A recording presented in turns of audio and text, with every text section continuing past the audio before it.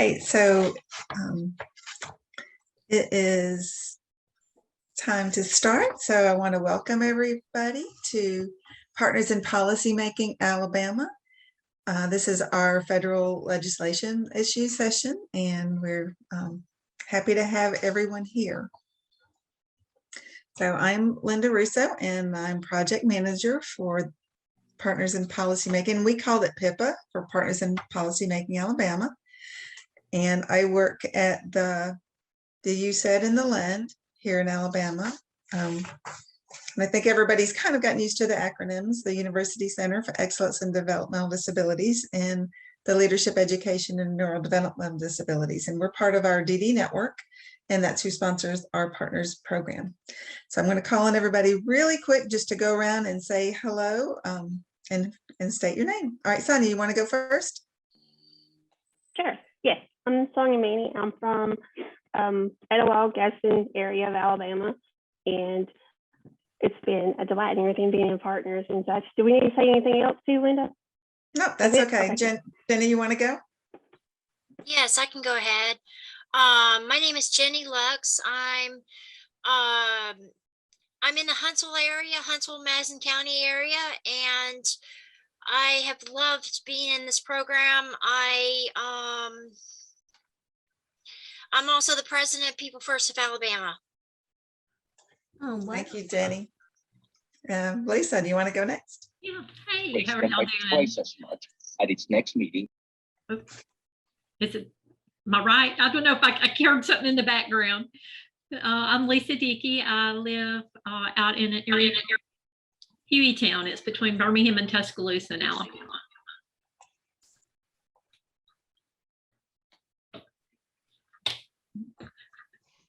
Okay, Melissa.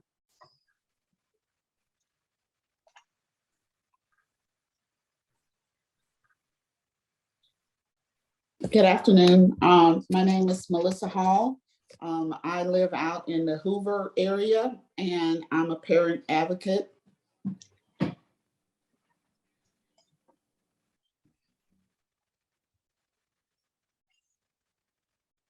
Okay, Joanne, and I'm assuming, were you with Ashley? Yes, I'm with Ashley. Hi, I'll let Ashley go first. Hi, I'm Ashley. I go to Auburn University, and I live in Birmingham. I actually did a school project with you, Liz. I interviewed you for a paper on voting rights. Okay.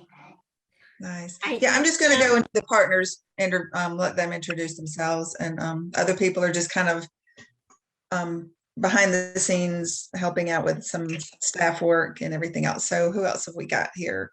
Veronica.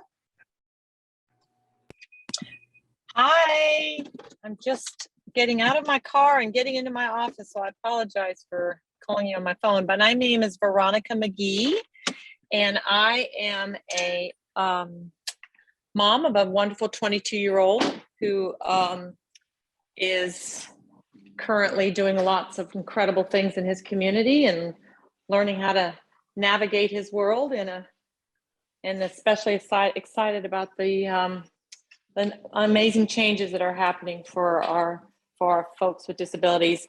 We live in the Shelby County area of Alabama, which is considered Birmingham Metro. And we are very active in lots of different advocacy and support of individuals with disabilities. And we're so happy to have you with us today. We're excited to learn more. Okay, thanks. Eric, I see you on.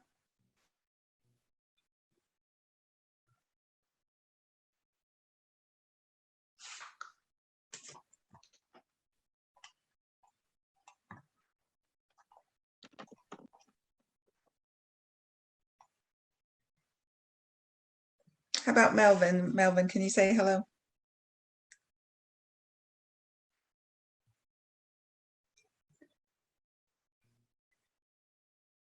Okay, the last one I see is Kim. Maybe she's listening. And if not, we'll go and, yeah, she is. Hey, I'm Kim Spangler. I'm happy to be part of Partners in Policymaking for Alabama, and I appreciate everything we're about to get to learn this weekend. I have a 23-year-old son with a disability and a sister with a disability. So I'm a sibling as well as a parent and to a person with a disability. And we are excited to help bring something called the Colby Act to Alabama, House Bill 522. That deals with supportive decision making and brings more choices and gives a stronger voice to people with disabilities as far as alternatives to guardianship are concerned. So we do a lot of advocacy around that and try to be there and support and encourage others who are as like-minded. So happy to participate. Okay, Eric, I see you now. And so I want to say, just say your name and say hello, just real quick. Hi, Ms. Landon.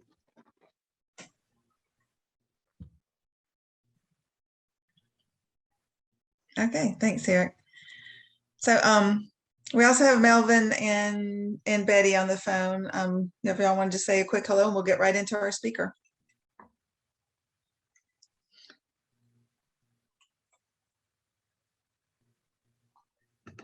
Okay, like I said, we're going to go ahead and I'm going to do a little introduction on Liz, and then we're going to let her go ahead. So Liz Weintraub has a long history of leadership and self-advocacy and has held many board and advisory positions at state and national organizations.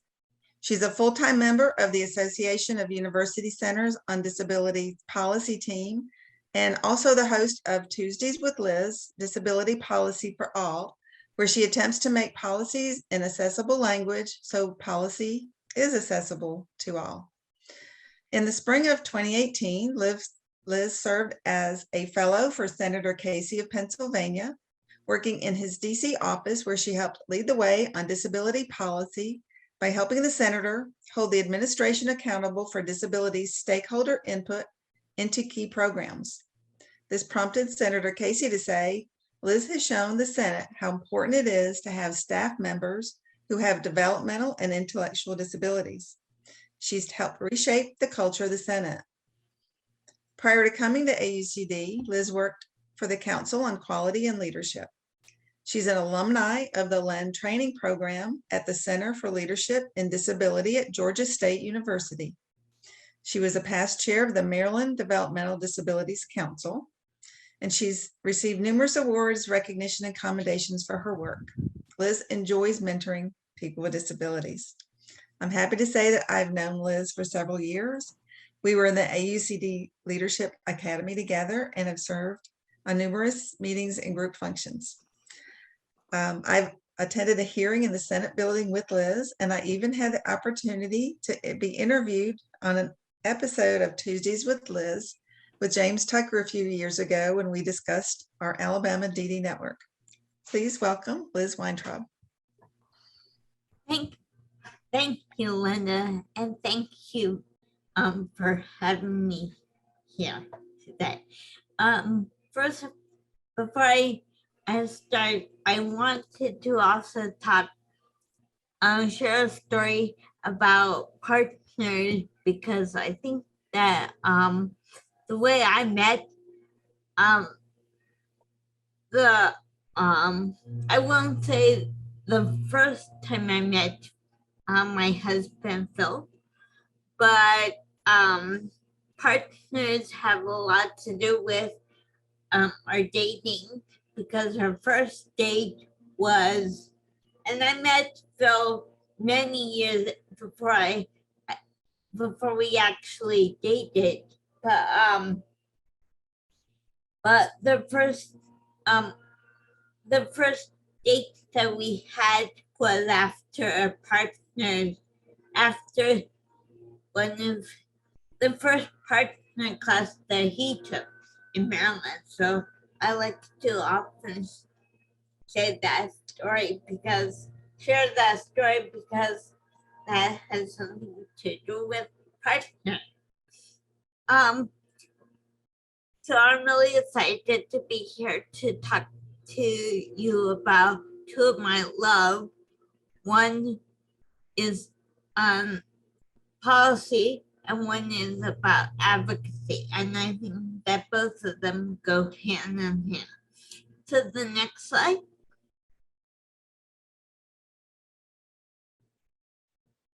The next slide.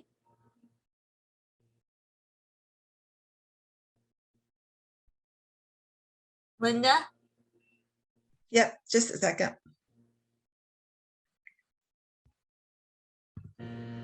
Okay, thanks. You did say that you would help me with, okay.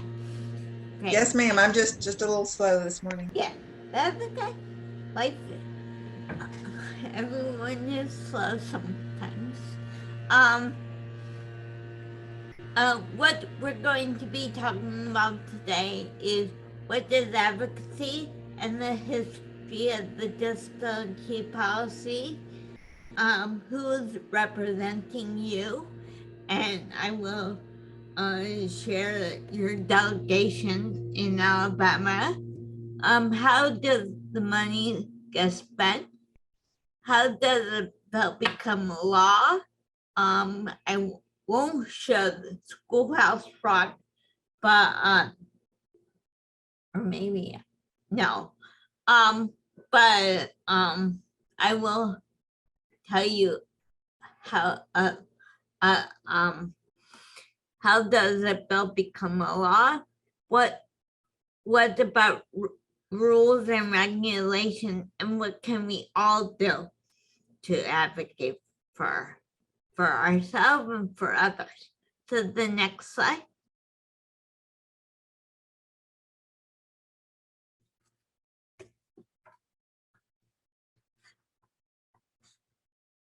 Well, better yet, I'll just say what, and I would like you to mute yourself and we can take a few comments. What is advocacy to you? And why is it important? Why are you here? Are you asking everyone to put something in the chat? Yes. Okay, everybody put their answers to that in the chat, please, and I will read them out. What does advocacy mean to you?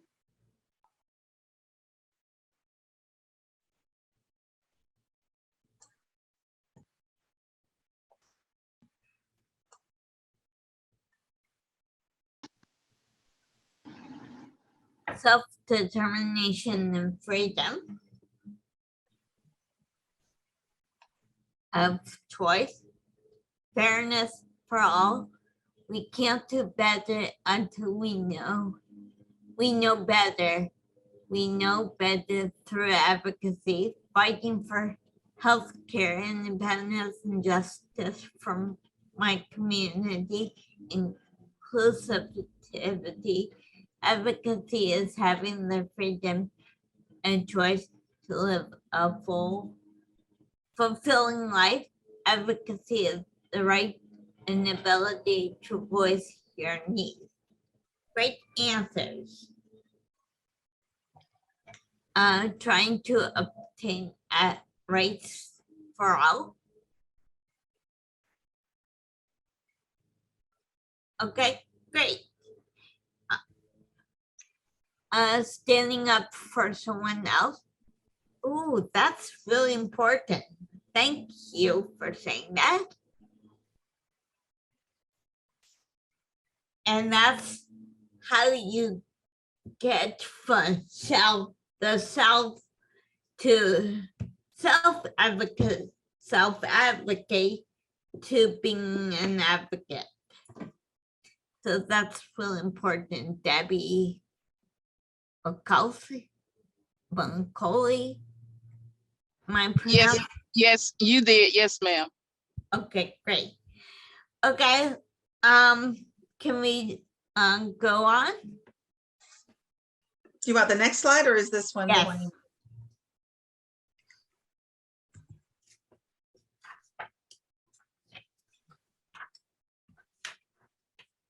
So what is advocacy?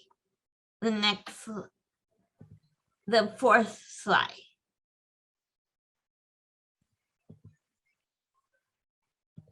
Is this the one you're look? This is it, I think. No. That's the federal, that's the beginning. The the fourth slide.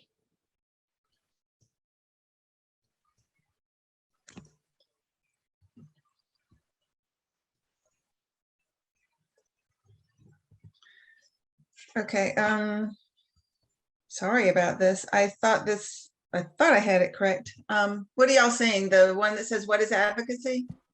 Your screen is frozen, Linda. Oh. Okay, well, Liz, I have it on the right one on my screen. Okay, hold on. I can just go through my presentation and then. There you go. How about that? No, it's Zoom. Try ending your screen share and resharing it. That might fix it.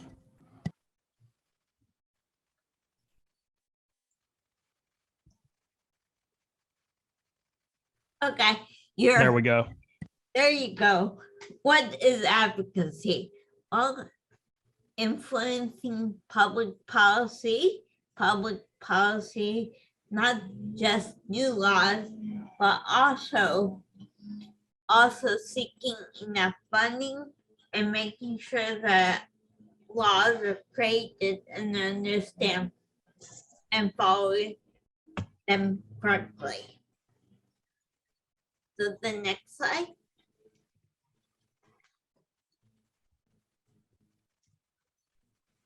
Okay.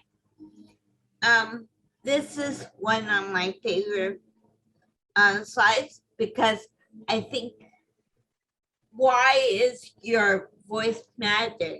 And I think it matters because you have the expertise and passion. Policy decision affect your work and life, whether you're a person with a self-advocate or an advocate, or you're a parent advocate. Your vote is important, and we'll talk about that in a few minutes. You can make sure policymakers are protecting your rights. Remember, you elect the policymakers, whether they're on the state level or on the federal level. You are the boss of them. They don't boss you around, you boss them. You tell them what you want. And if you don't speak up, someone else will speak for you. Remember that. The next slide. This is the history line, a timeline, and just going through. It's important to know how far we have came in 30 years, and difference, and how we have helped people, and what our life is different for the better. Parents have played a big role in this. That's why partners in policy making is such an important program, because parents are one of the best voices that we have, probably the best. I would say the best is my voice, as a self-advocate, but I would also say my parents are wonderful as well.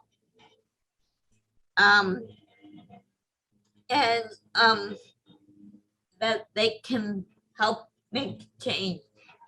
We'll go over the timeline. In 1935, before I was born, So I don't remember this. The Social Security Act included provision for children in the VR system. In 1973, has anyone heard of Judy Human, who's a wonderful advocate? And she is, and her story was in the Crip Camp. Has anyone looked at Crip Camp, a movie that came out probably, I'm guessing, 2 years ago? I think early on in the pandemic. Well, this is her story, Judy Human, and she and a bunch of advocates advocated to President Nixon in 1973 for the Rehab Act, and to advocate for that, to make sure that people are protected from discrimination. In from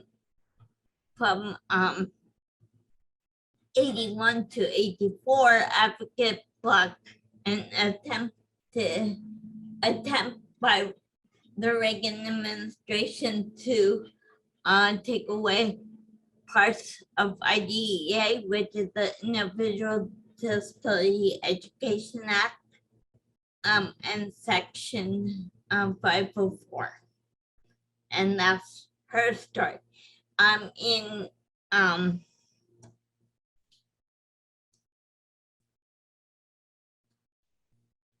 In 1990,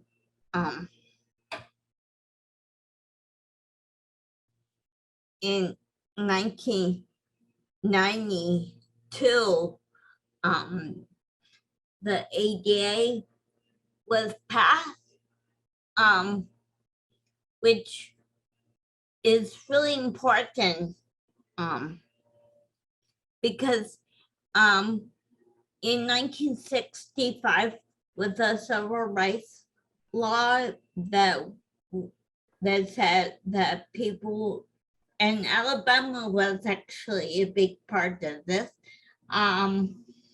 in Selma, Alabama, the civil rights law and Martin Luther King said, we want rights. We, so people of African American said we want rights, and that's 65. Around 1989, and they people said, well, you forgot to pick one group, which is, can you guess who which group they forgot about?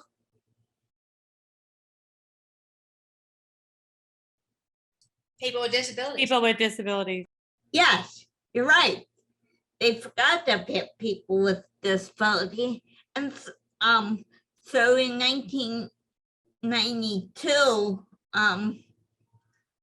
the ADA was passed, which stands for the American with Disability Act. And I would say that that's the first bipartisan legislation that we have had, because it was signed by President Bush in 1992. And it came from his sister, because his sister had the disability. And there were wonderful advocates who crawled up the on Capitol steps in DC to talk about to just yeah, well, I want to advocate at the Capitol, and the only way I can get up the steps is to crawl. So actually, the Capitol crawl anniversary was a few weeks ago. In 2001, the Olmsted court decision interpreted the ADA to an unnecessary institution of people with disabilities. That came from two women in Georgia that did not want to be in a nursing home, and it went all the way to the Supreme Court. In 2010, advocate to pass patient protection and Affordable Care Act that said that people with disability and can no longer be excluded from health care. 1963, the DD Act established the network that Linda and I are a part of, which is the USETs, and the DD councils and the protection and advocacy system. So we're very grateful for that. In 2010, and this is how sometimes legislation can be really important on the state level as well as on the federal level, is that in 2008, there was a young lady, a young child, I guess in 8-year-old or a 9-year-old, who had a disability. Maybe she still does, I guess. I haven't heard whether she died. I'm assuming she is still alive. Her family did not like on the IEP year after year on the words MR, and I hope everyone knows what I mean by MR. Do everyone know what I'm talking about when I say MR?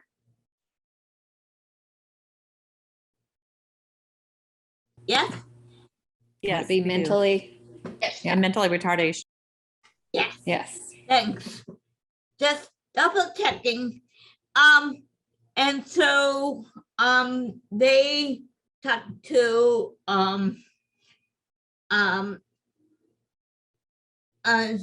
Senator McCarthy, who was the senator in Maryland, and said, can we change the words? And it passed on the state level, and then she said that if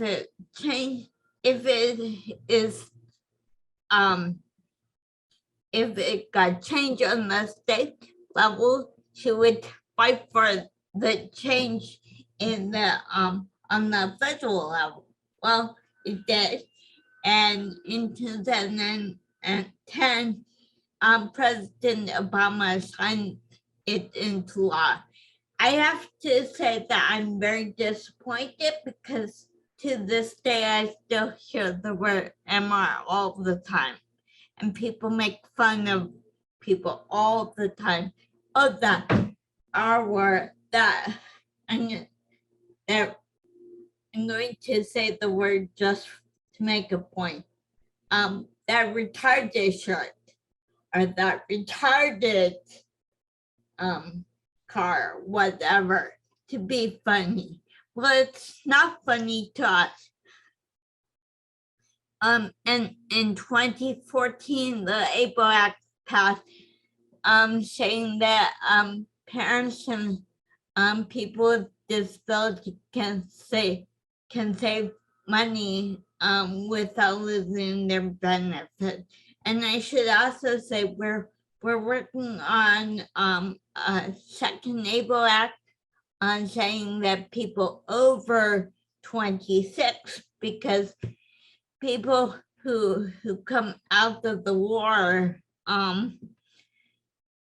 in 2014, it goes up to only 26, and people are saying that people over, people who get wounded by the war should be able to save money as well. So the next slide. This is just a slide about voting and how voting is important and how voting is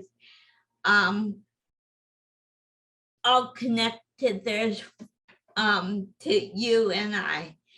There's over 35 million eligible voters or people with disability, and over 62 million eligible voters, either people with disability or their family member. So this drawing shows that the person is in the middle. Obviously, it should be in the middle. People should be in the middle.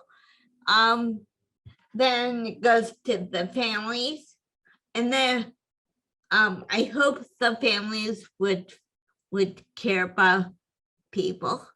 And I say hope because sometimes my family don't vote the way I think that they should vote. It should go to friends, and friends should be concerned about me. Advocate, educators, professionals, providers, and bureaucrats. So the next slide. This is, you might be thinking, well, this is April and election day is until November. Well, it's never too early to think about election, and getting registered or confirming your registration. It's really important to confirm your registration or getting registered if you haven't already voted. Plan how best to vote next year. It's never too early to think about how to do that. Whether you want to vote in person or by mail or whatever. Learn about Canada with plenty of time. For example, in Maryland, we have a governor's race on this year. And I'm already thinking about who I want as a governor. Who will be concerning about disability issues or the issues that I care about, and vote in person or mail. And every state is different, so look at your state, what makes what are your state rules. The next slide. We have, this might be a review, but I think it's good to review. There are 3 branches of the government. The executive branch, and that's made up of the who is the president this year? Anyone?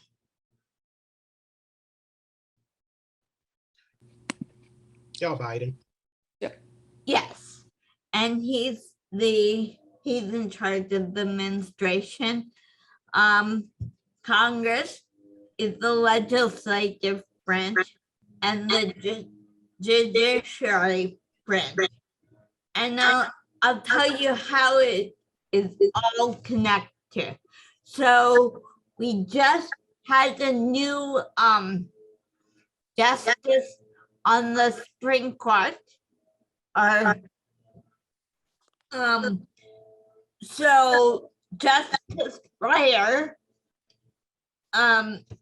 announced his retirement at the end of this in June. He announced it in January, and his term is up in June. So President Biden appointed I can't pronounce her name, Carrie Brown, Justice Brown. The Senate heard a lot of hearings and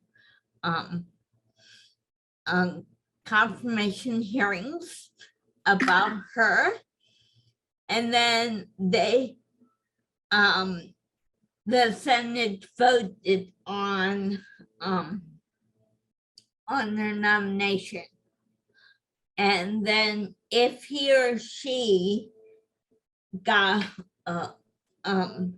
confirmed, which she did, she'll sit on the bench and the term next year starts in October.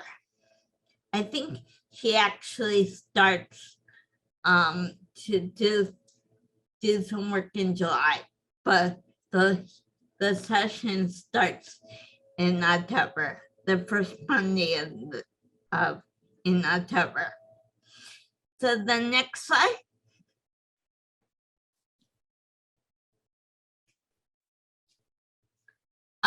This is how I'm just going over the three branches. So the president and the administration,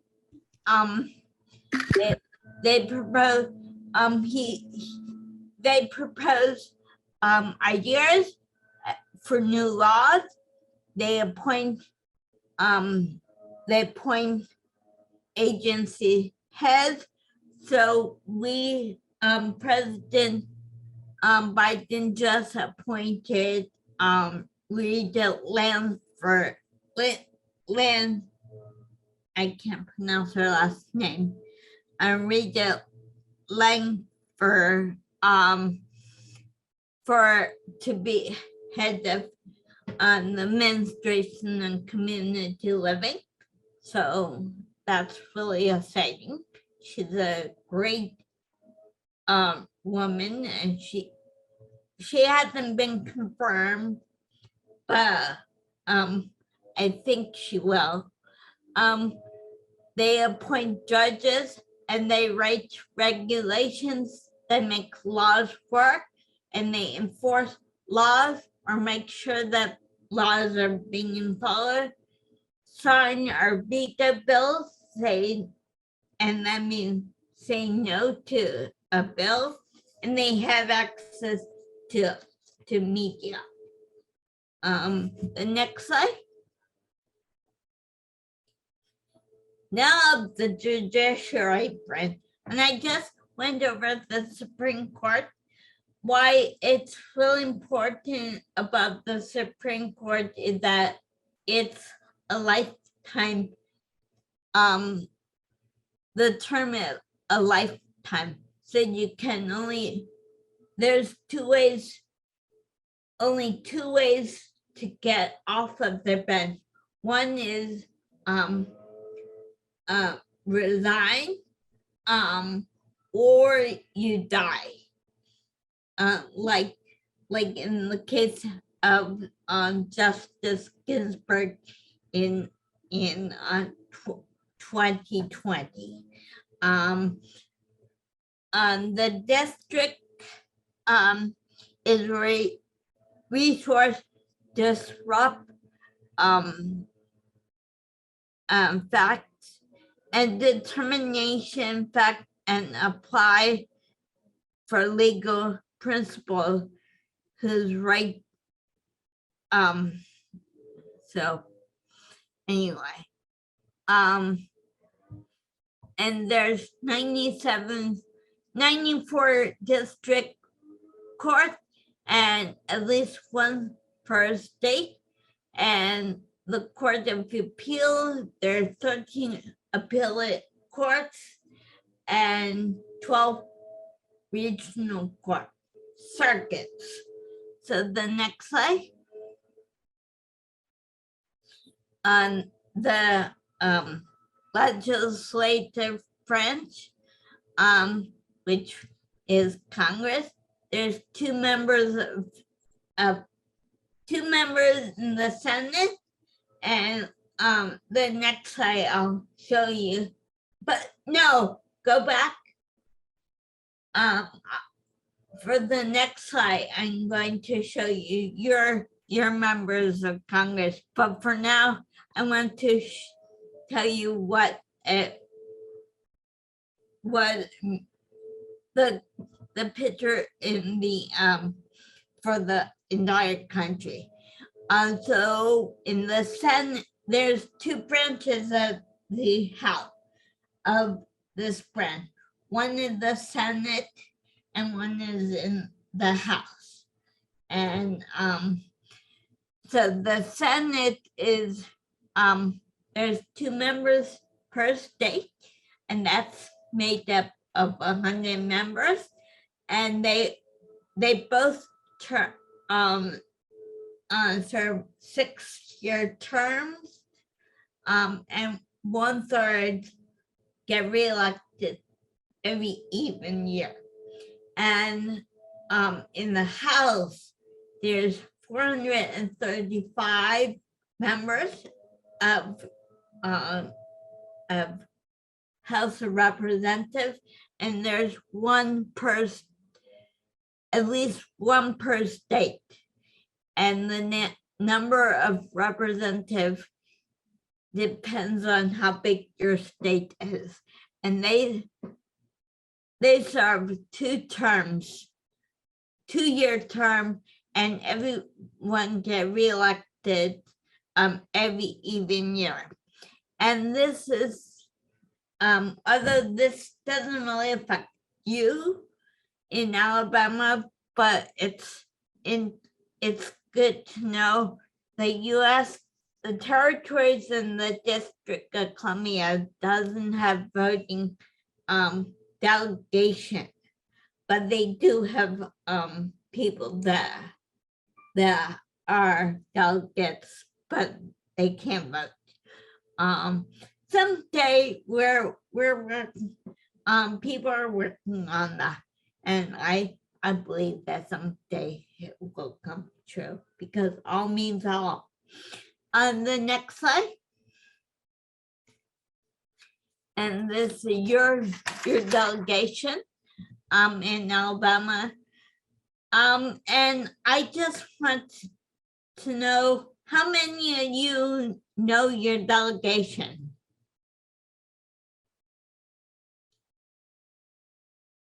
Or do you have any contact with people? I've been in contact with Richard Shelby's office. I went to a Family Voices conference in, I think it was 2019, and I was able to go to his office. He wasn't there at the time, but I spoke with his staff members and told my story about my daughter, Ashley. Okay. Anyone else? I've been able to speak with our senator at the state level, and he's been able to connect me with several others. I'm actually in the same district as Ashley's mom who just spoke. So we've probably talked to a lot of the same people. I was initially going forward to speak to them about supported decision making. So, Okay. they Great. live What? Okay, and I should also say that you can also have a virtual visit as well. So even if you can't make it onto DC, you can have virtual visits. So you can do that. I actually have had, I'm on a list with Terry Sewell. She has virtual town halls and you can ask questions during that town hall. Oh, wonderful. That's great. Okay, the next slide.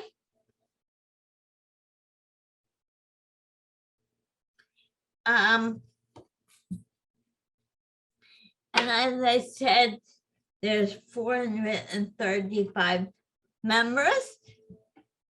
And there's 222 Democratic and 212 Republicans and 3 vacants and no independent in the House. And that's a very, very slight margin. Slight. So when people, I know, I was working in another state virtually, and somebody died. In their delegation, and we're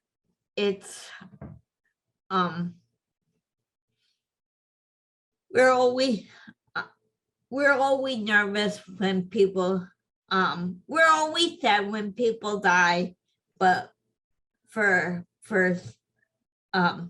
slight margin, it's much more because you vote the way you vote. In the Senate, there's 48 Democratic and 50 Republicans and 2 independent.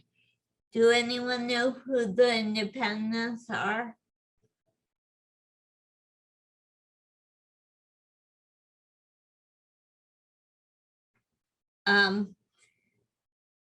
Senator Sanders from Vermont and Senator King from Maine. And they normally vote with the Democratic and caucus with them. Therefore the Democratic had the majority.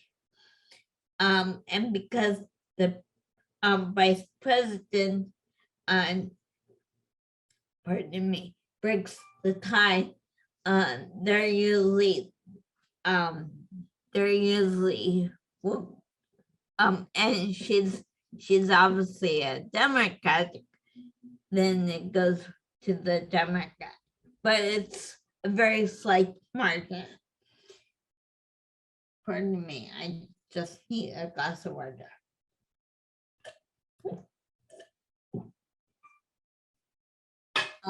The next slide.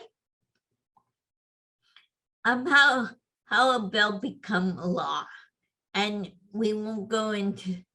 I won't show you Schoolhouse Rock, but I would encourage you to look at Schoolhouse Rock. It's a really cute video to learn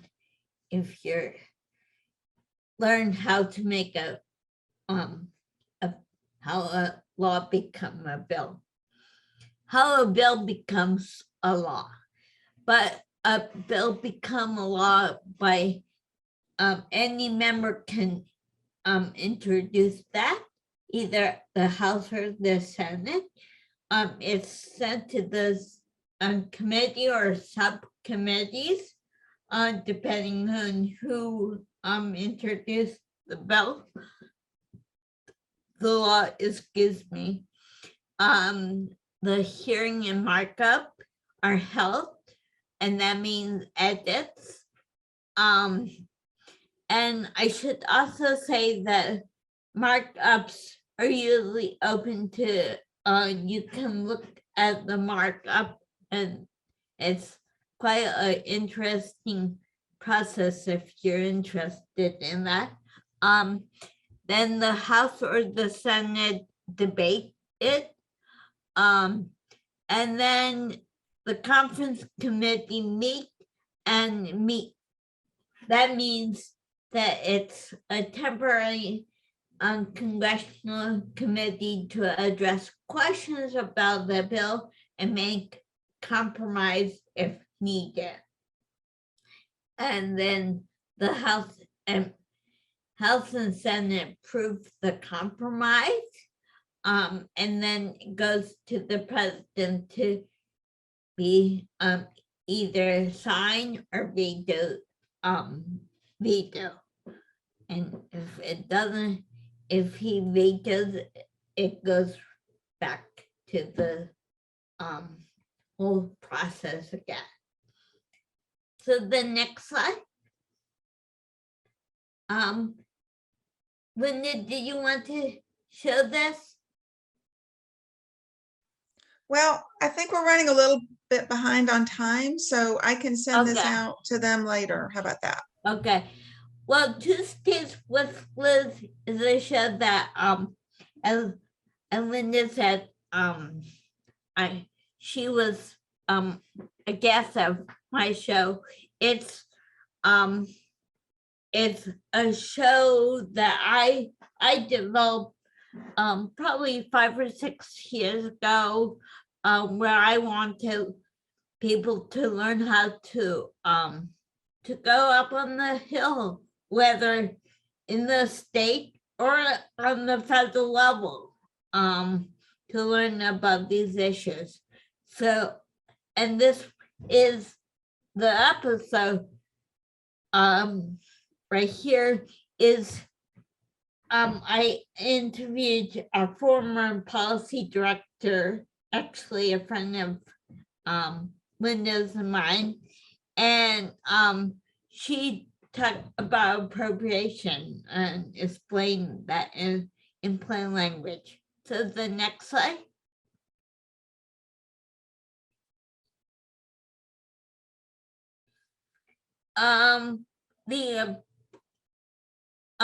The budget on the federal level authorized, establish, or continue an agency or program appropriation funds. And if you look at the video, it will explain what appropriation means. And discretionary spending 1/3 of the budget, and mandatory spending like Medicaid that is guaranteed for all individuals, all people. The next slide. The political context for Congress, we and this is hard to imagine. This site is we developed this site in 2020, and the same issues are really basically the same. We have 3 emergencies right now: COVID, the economy, and racism. And we have a divided Congress.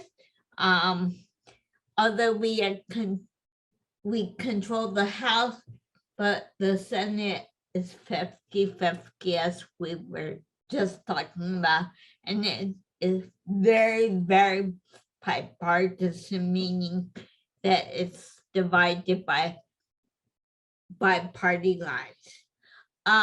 The next slide.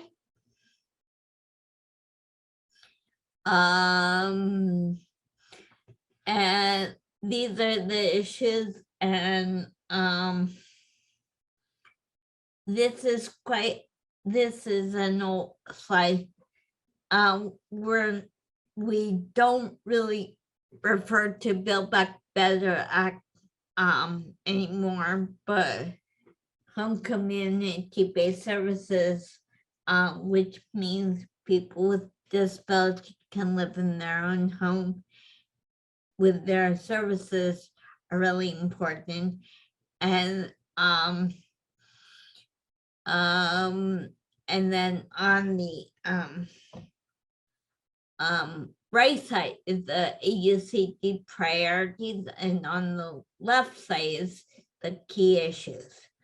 The next slide.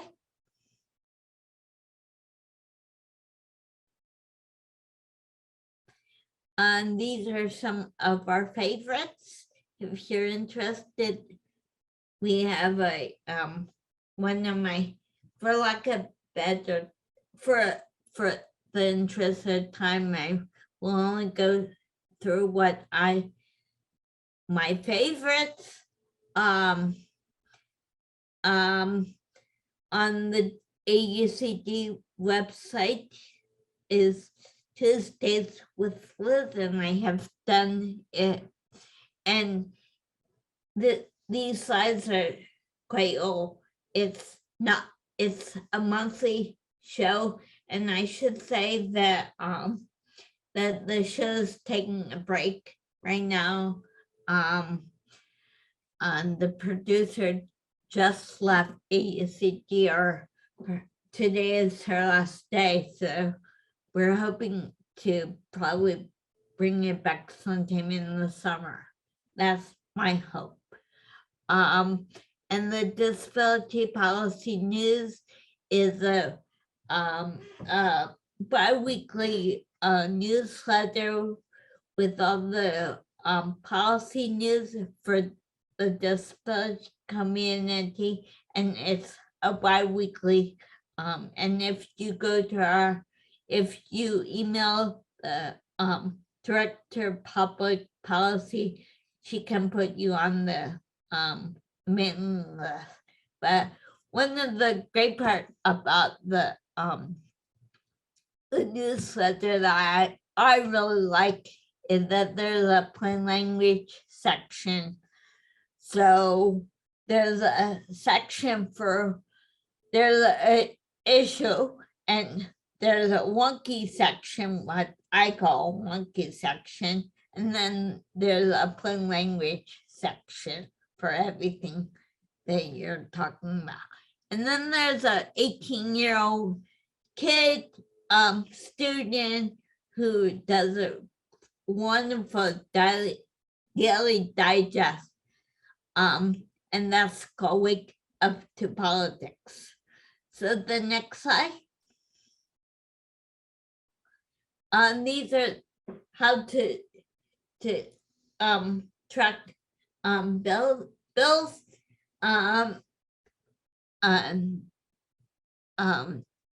www.congress.gov on the website for both the Senate and the House, right there.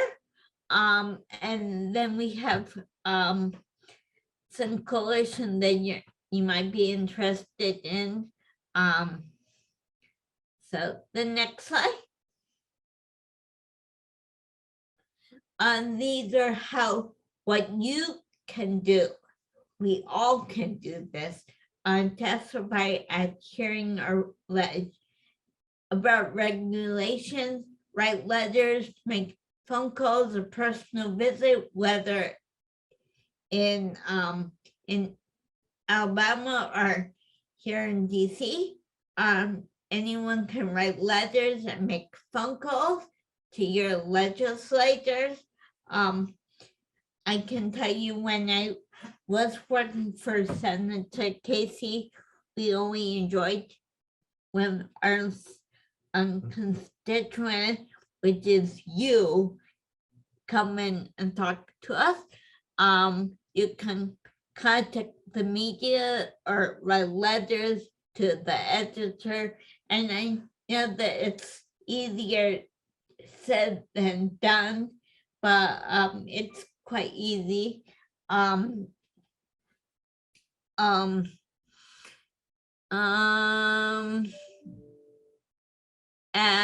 you can invite the delegation to your centers if you're interested, or wherever you are. The next slide.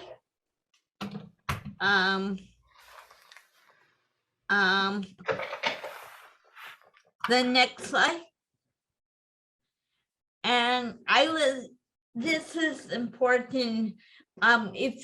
When you call your legislators or go for a meeting,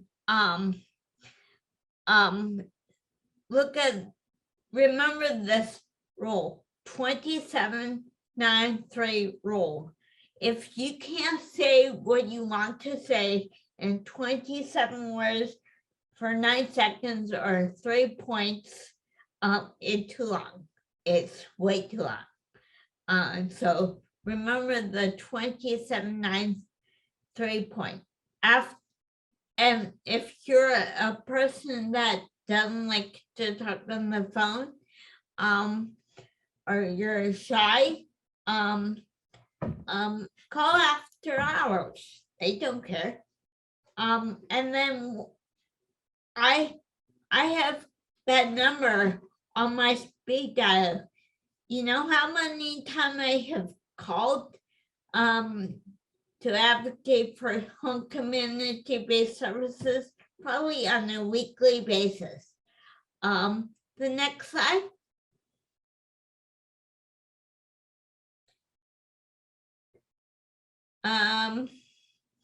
And the only thing I'll leave you with is celebrate your success. It's really important to celebrate. So the next slide. And this is the team, and it was Cindy Smith, the Director of Public Policy. So if you're interested in the newsletter, please contact her, and we would all be willing to answer any questions. Cindy, myself, or Denise. Thank you. Thank you, Liz. Thank you. That was awesome.